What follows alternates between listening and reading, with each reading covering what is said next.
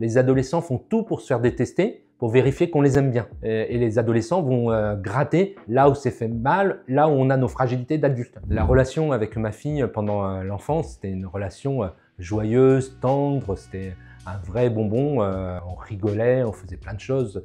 Je lui ai appris à skier, je lui ai appris à faire du vélo. C'était vraiment une relation de complicité, de tendresse qui était extraordinaire. Et ben, il y a eu un cut-off à la rentrée en sixième où elle s'est transformée.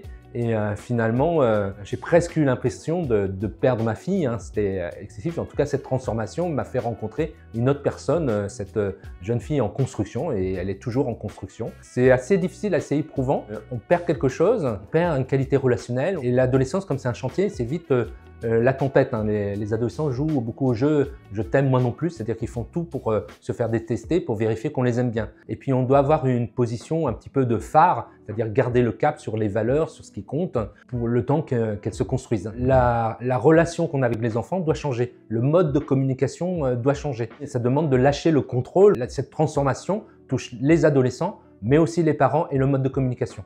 Alors l'adolescence, c'est aussi une mutation neurophysiologique.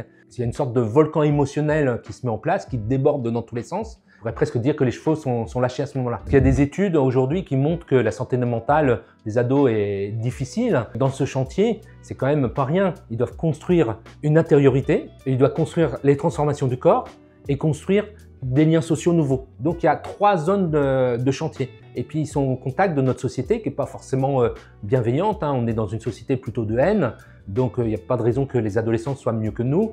Donc c'est une période vraiment difficile pour eux, et ils ont besoin aussi de trouver du sens à la vie. Donc il faut être là à disposition et être disponible pour en discuter si besoin, et de travailler en amont finalement de ça. La communication, si les adolescents sont en confiance pour se confier, quand ils le sentiront, ils pourront confier. J'ai écrit un livre avec des lettres parce que quand on est parent, on peut rarement parler directement à son adolescent. Donc c'était une manière de dire, comme je ne peux pas te parler, je te parle indirectement, je t'écris des lettres et tu liras les lettres quand tu voudras. Ma fille, je lui ai fait une version personnelle de ce livre, mais je ne crois pas qu'elle l'a lu et je ne pense pas qu'elle me le dira quand elle le lira. Je suis médecin psychiatre. À la fois ça aide parce que je connais plein de mécanismes, parce que je comprends plein de choses, je sais observer plein de choses. À la fois c'est frustrant parce que j'aide plein de gens, mais la seule personne que je ne peux pas aider, c'est ma fille. La seule personne avec qui je ne peux pas parler, c'est ma fille. On dit souvent que les pères et les filles, ça fonctionne bien. Moi, elle m'éprouve un petit peu. Voilà, c'est comme ça. Il faut faire avec.